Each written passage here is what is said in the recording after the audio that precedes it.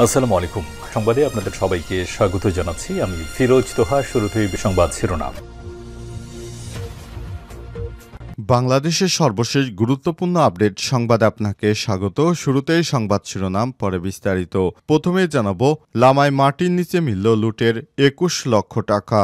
বান্দরবনে লামায় আবুল খায়ের টোবাকো কোম্পানির অফিস থেকে লুট হওয়া ২১,১৭,২০০ টাকা উদ্ধার হয়েছে।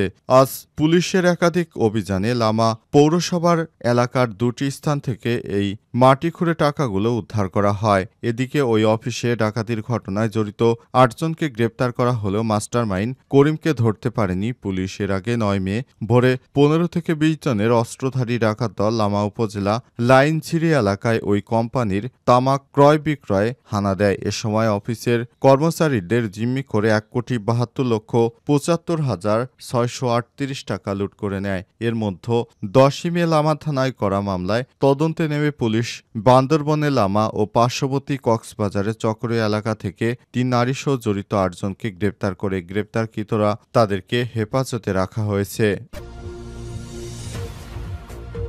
এরপর জানাবো, হামলার আগেই পাকিস্তানকে জানায় ভারত, বিমান ধ্বংস নিয়ে সরকারকে কটাক্ষ। অপারেশন সিঁদুর অভিযান চালানোর আগেই পাকিস্তানকে অবহিত করে ভারত। দেশটির পররাষ্ট্রমন্ত্রী জয়শঙ্কর এমন মন্তব্যে বিজেপি সরকারের তীব্র সমালোচনা করেছে বিরোধী দলীয় নেতা রাহুল গান্ধী। তিনি জানান, আমাদের অনেকগুলো বিমান ধ্বংস করেছে পাকিস্তান, সুতরাং এর দায়ভার নরেন্দ্র মোদীকেই নিতে হবে। জানাবো, সোমবার আলাপ করবেন ট্রাম্প পুতিন, যুদ্ধবন্ধে চিরবৈরী পরাশক্তির সমঝোতা। মার্কিন প্রেসিডেন্ট ডোনাল্ড ট্রাম্প ঘোষণা করেছেন আগামী সোমবার ১৯ মে রাশিয়ার প্রেসিডেন্ট ভ্লাদিমির পুতিনের সঙ্গে ইউক্রেন যুদ্ধের অবসানের বিষয়ে কথা বলবেন তিনি। আর সামাজিক যোগাযোগ মাধ্যমে দেয়া এক পোস্টে এসব কথা জানান ট্রাম্প। এদিকে আরব আমিরাতে নিলামে ২৩ লক্ষ টাকায় ছাগল বিক্রি। ছাগলটি দেখতে একটু অন্যরকম, শরীরে হরিণের মতো ডোরাকাটা দাগ রয়েছে, দেখতে কিছুটা কুকুরের মতো এমন এক বিরল প্রজাতির ছাগল সংযুক্ত আরব আমিরাতে রাস আল খাইমাতে বিক্রি হয়েছে ৭০,০০০ দিরহামে, যা বাংলাদেশি টাকায় ২৩ লক্ষ। আজ সকালে ইসরায়েলে ক্ষেপণাস্ত্র হামলা। ইসরায়েলের প্রধান বিমানবন্দর বেন গুরিয়নে বেজে উঠল সাইরেন, বিমান চলাচল বন্ধ। আর সকালে ইয়েমেন থেকে ইসরায়েলে ক্ষেপণাস্ত্র হামলা শুরু হয়েছে। তাদের ছোড়া ক্ষেপণাস্ত্রের কারণে ইসরায়েলের বেন গুরিয়ন আন্তর্জাতিক বিমানবন্দরে ব্যাপক ক্ষয়ক্ষতি হয়েছে, সেখানে বিমান চলাচল বন্ধ রয়েছে। প্রিয় দর্শক, এতক্ষণ শুনছিলেন সংবাদ শিরোনাম, এবারে বিস্তারিত। তবে তার আগে বন্ধুরা, অনুরোধ থাকবে এই সংবাদটিতে একটি লাইক দিন। এই চ্যানেলে আপনি নতুন হয়ে থাকলে আমাদের সংবাদটি দেখতে দেখতে চ্যানেলটি সাবস্ক্রাইব করে রাখুন। কমেন্ট করে বন্ধুরা আপনার মূল্যবান মতামত জানিয়ে দিন আপনি বিশ্বের কোন দেশ থেকে বা বাংলাদেশের কোন স্থান থেকে আমাদের সংবাদটি দেখছেন এবং শুনছেন। এবারে বিস্তারিত। লামায় মাটির নিচে মিলল লুটের ২১ লক্ষ টাকা। বান্দরবনে লামায় আবুল খায়ের টোবাকো কোম্পানির অফিস থেকে লুট হওয়া ২১,১৭,২০০ টাকা উদ্ধার হয়েছে। আজ পুলিশের একাধিক অভিযানে লামা পৌরসভার এলাকার দুটি স্থান থেকে এই মাটি খুঁড়ে টাকাগুলো উদ্ধার করা হয়। এদিকে ওই অফিসে ডাকাতির ঘটনায় জড়িত ৮ জনকে গ্রেপ্তার করা হলেও মাস্টারমাইন্ড করিমকে ধরতে পারেনি পুলিশ। এর আগে ৯ মে ভোরে ১৫ থেকে ২০ জনের অস্ত্রধারী ডাকাত দল লামা উপজেলা লাইনছিড়ি এলাকায় ওই কোম্পানির তামাক ক্রয় বিক্রয় হানা দেয়। এ সময় অফিসের কর্মচারীদের জিম্মি করে ১,৭৫,৭৫,৬৩৮ টাকা লুট করে নেয়। এর মধ্যে ১০ই মে লামা থানায় করা মামলায় তদন্তে নেমে পুলিশ বান্দরবনে লামা ও পার্শ্ববর্তী কক্সবাজারের চকরিয়া এলাকা থেকে ৩ নারীসহ জড়িত ৮ জনকে গ্রেপ্তার করে গ্রেপ্তারকৃতরা তাদেরকে হেফাজতে রাখা হয়েছে।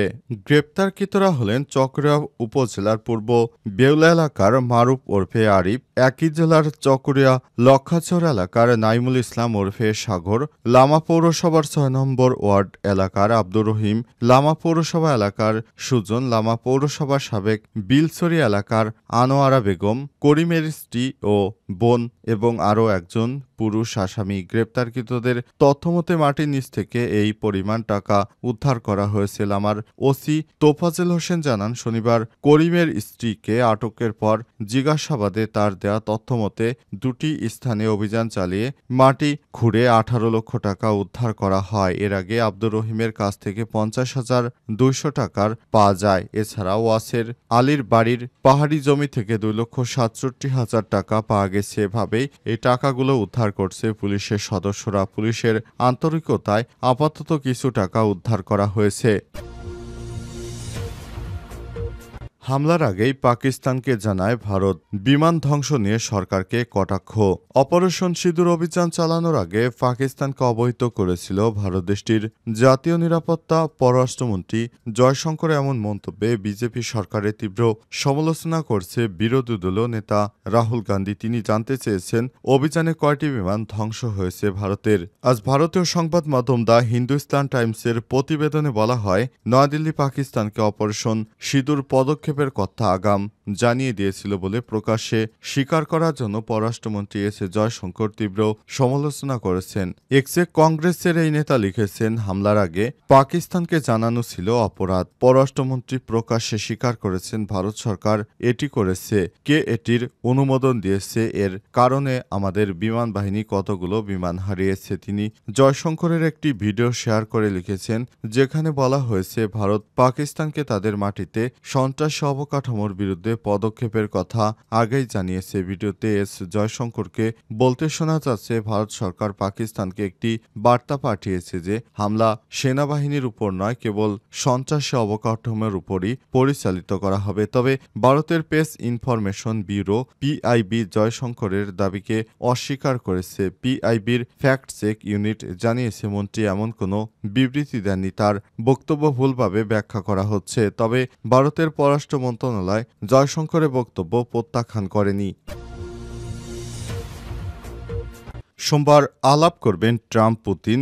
যুদ্ধবন্ধে চিরপৈরী পরাশক্তির সমঝোতার পথে মার্কিন প্রেসিডেন্ট ডোনাল্ড ট্রাম্প ঘোষণা করেছেন আগামী সোমবার 19 মে রাশিয়ার প্রেসিডেন্ট ভ্লাদিমির পুতিনের সঙ্গে ইউক্রেন যুদ্ধের অবসানের বিষয়ে কথা বলবেন তিনি। শনিবার সামাজিক যোগাযোগ মাধ্যমে দেয়া পোস্টে কথা জানান ট্রাম্প। সিএনএনের খবরে বলা হয়েছে, ট্রুতে মার্কিন প্রেসিডেন্ট বলেছেন সোমবার আলোচনার বিষয় হবে গড়ে প্রতি সপ্তাহে 5,000-এর বেশি রুশ ও ইউক্রেনীয় সৈন্য হত্যার এই রক্তস্নান বন্ধ এবং বাণিজ্য করা। 3 বছরের মধ্যে প্রথমবারের মতো শুক্রবার তুরস্কের ইউক্রেন এবং রাশিয়ার প্রতিনিধি দল মুখোমুখি আলোচনার পরেই ঘোষণা দিলেন মার্কিন প্রেসিডেন্ট। এর আগে ট্রাম্প বলেছিলেন তিনি মনে করেন না যে পুতিনের সঙ্গে তার সরাসরি কথা না বলা পর্যন্ত শান্তি আলোচনা উল্লেখযোগ্য অগ্রগতি হবে। তিনি আর বলেছেন, পুতিনের সঙ্গে আলোচনার পর তিনি ইউক্রেনের রাষ্ট্রপতি ভলোদিমির জেলেনস্কি এবং ন্যাটোর বিভিন্ন সদস্যদের সঙ্গে কথা বলার পরিকল্পনা করছেন। সামাজিক যোগাযোগ মাধ্যমে তিনি আশা প্রকাশ করেছেন একটি ফলপ্রসূ দিন হবে, একটি যুদ্ধবিরতি ঘটবে এবং এই সহিংস যুদ্ধ যেন আর কখনোই উচিত ছিল না সেটি শেষ হবে। এই যুদ্ধ বন্ধ চায় যুক্তরাষ্ট্র ও রাশিয়া, সবাই এই যুদ্ধ বন্ধ চায়। এই যুদ্ধে ব্যাপক ক্ষয়ক্ষতি হচ্ছে, যুদ্ধ কারো জন্যই ভালো নয়। ইউক্রেন শেষ পর্যন্ত একটি প্রতিনিধি দল পাঠায়, ফলে 2022 সালের পর দেশগুলোর মধ্যে প্রথম সরাসরি আলোচনা হয়, চুক্তি হয় 1000 বন্দি বিনিময়ের। এই সপ্তাহের শুরুতে মধ্যপ্রাচ্য ভ্রমণের সময় ট্রাম্প সাংবাদিকদের বলেছেন, দেখুন, আমি পুতিনের সঙ্গে কথা বলে এই বিষয়ে অগ্রগতি হবে। সাত সকালে ইসরায়েলকে লক্ষ্য করে ক্ষেপণাস্ত্র হামলা, বেজে উঠল সাইরেন। প্রধান বিমানবন্দর বন্ধ ঘোষণা।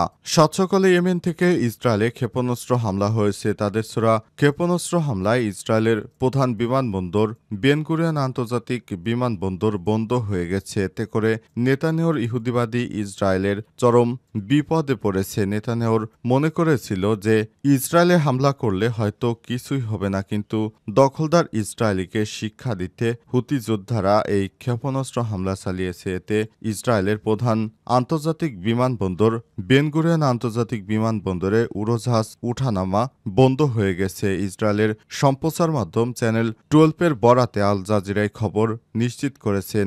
ইসরায়েলের প্রধান এবং সবথেকে ব্যস্ত আন্তর্জাতিক বিমানবন্দর এটি। বিমানবন্দরটিতে উড়োজাহাজ উঠানামা বন্ধ রয়েছে, তবে কতক্ষণ বন্ধ থাকবে সে বিষয় এখনো স্পষ্ট করা হয়নি। ইসরায়েলের সামরিক বাহিনী বলছে, আজ সকালে ইসরায়েলে ইয়েমেন থেকে ছোড়া একটি ক্ষেপণাস্ত্র তারা ভূপাতিত করেছে। ইয়েমেন থেকে ক্ষেপণাস্ত্র ছোড়ার জেরে ইসরায়েলের মধ্যাঞ্চল জুড়ে সতর্কতা স্বরূপ সাইরেন বেজে ওঠে বলে জানায় ইসরায়েলি সামরিক বাহিনী। চ্যানেল 12 ইসরায়েলি সামরিক বাহিনীর বরাতে জানিয়েছে, ইয়েমেন থেকে ইসরায়েল অভিমুখে আরেকটি ক্ষেপণাস্ত্র ছোড়ার চেষ্টা করা হয়েছিল, কিন্তু সেটি সফল হয়নি। মূলত ইয়েমেনে ইরান সমর্থিত হুতি বিদ্রোহী গোষ্ঠীরা ইসরায়েলকে নিশানা করে ক্ষেপণাস্ত্র নিক্ষেপ অব্যাহত রেখেছে। হুতিরা বলছে, ফিলিস্তিনের গাজা উপত্যকায় ইসরায়েল নির্বিচারে হামলার প্রতিবাদে ফিলিস্তিনি প্রতি সংহতি জানিয়ে তারা এই হামলা করেছে। চলতি মাসের শুরুর দিকে হুতিদের ছোড়া একটি ব্যালিস্টিক ক্ষেপণাস্ত্র বেনগুরিয়ন আন্তর্জাতিক বিমানবন্দরের সীমানায় আঘাত হেনেছিল। এতে বিমানবন্দরের একটি সড়ক ও একটি